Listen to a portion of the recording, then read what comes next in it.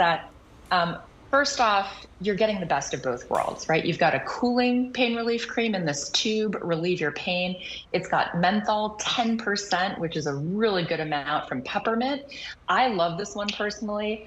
I mean, it's like a great lotion. I'm gonna actually put a little bit on my neck right now because Show I off. was traveling this weekend to a family wedding. I was in the car for a few hours and it feels tight. And I mean, literally, I just put it on and I already feel it cooling. It's kind of like an ice pack without having to mess with the ice pack, And which what does is it so smell great. like? You said peppermint. Oh, it's like, it does have menthol, so it does have a little bit of a menthol smell, but we like to do things that don't smell like those old-fashioned liniments. So it's got kind of a minty smell. It feels like a really good body lotion, and we do that on purpose. It's got shea butter, almond oil. It feels rich and smooth. It absorbs really well. So you're not going to feel greasy or feel like you can't put your shirt on or sit on your sofa after you put the lotion on, which is great. Gotcha.